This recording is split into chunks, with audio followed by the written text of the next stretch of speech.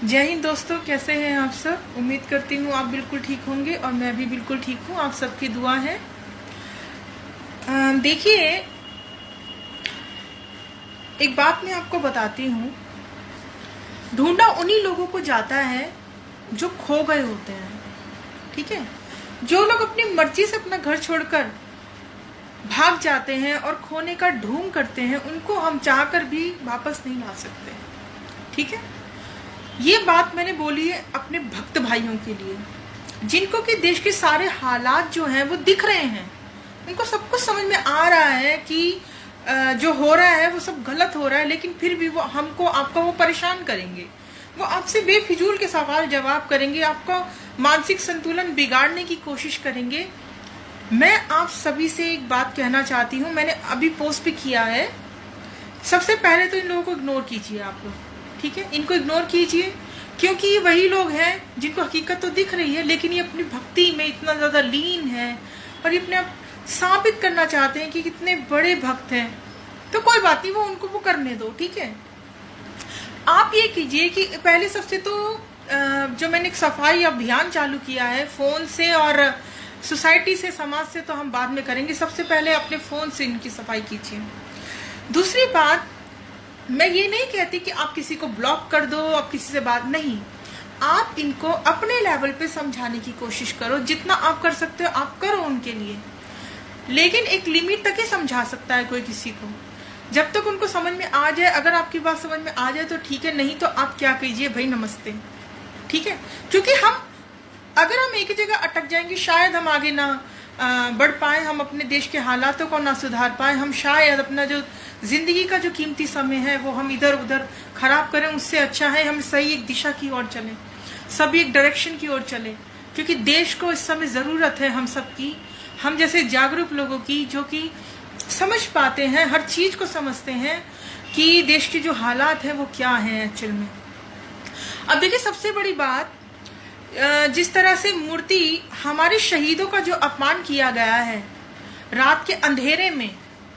ठीक है, हमें फक्र है हमारे शहीदों पर जिन्होंने अपनी जान की कुर्बानी दी है। हंसते हंसते उन्होंने फांसी के फंदे को चूमा है ताकि हम लोग आजादी की सांस ले सकें। हम ये जो सम्मान है ये हम किसी ऐसे व्यक्ति को नहीं दे सकते जिसने कि अंग्रेजों से माफी मांगी हो अपनी जान बचाने के लिए। हम नहीं दे सकते, हम नहीं मानेंगे। जिनको मानना चाहिए वो माने, हमें कोई दिक्कत नहीं है, किसी के मानने से हमें कोई परेशानी नहीं है। हम पर ना थोपा जाए ये सब। ठीक है, चोरों की तरह इस तरह से मूर्ति लगाना, आपने तो खुद ही अपमान किया है उनका। अगर आप सम्मान करते तो दिन के उजाले में लगाते मूर्ति, आपने तो अपमान किया है उनका। रात के अंधेरे में चोरों की तरह मूर्ति लगाई आपने, वो गलत किया आपने बहुत ज्यादा। ठीक है, हमारे शहीदों से ऐसी तुलना ना की जाए, हम बिल्कुल भी बर्दाश्त नहीं कर सकते अपने शहीदों का अपमान।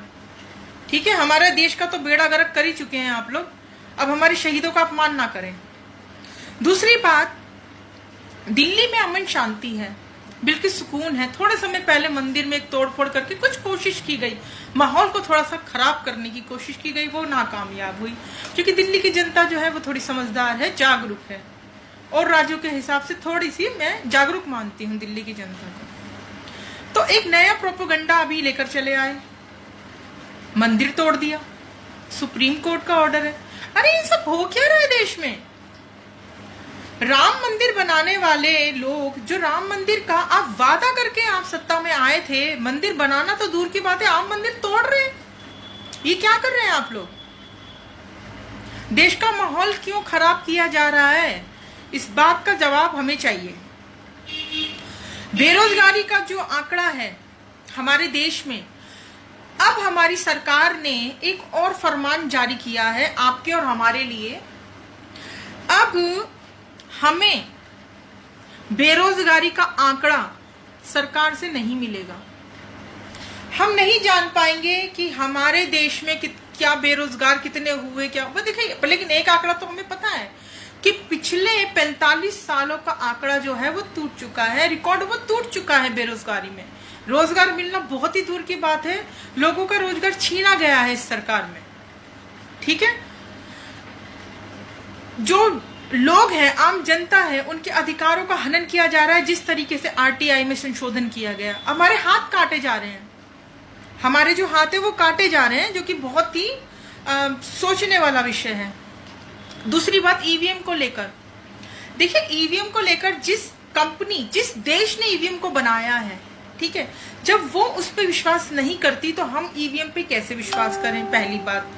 दूसरी बात मुझे ये बताइए कि ईवीएम का, जब वो एक गैजेट है, ईवीएम का विरोध, जब कांग्रेस भारत में ईवीएम को लेकर आई तो बीजेपी ने उसका पुरजोर विरोध किया, अडवाणी जी ने विरोध किया, और आपका किताब लिखी गई, नरसिम्हा राव जी के द्वारा किताब लिखी गई ईवीएम के खिलाफ। तो क्या वो सभी लोग क्या गलत थे? क्यों मोदी जी ने ईवीएम का विरोध किया? क्यों उन्होंने बोला बैलेट पेपर से चुनाव होना चाहिए? क्या वो भी गलत थे? ईवीएम में कहीं ना कहीं तो कोई गड़बड़ है ना। तो ये बात आप लोग क्यों नहीं समझ रहे हैं? ईवीएम के लिए अगर हमें हमारे देश को बचाना है, इसके लोकतंत्र को और संविधान को बचाना है, हमें आपको रोड पे आना होगा।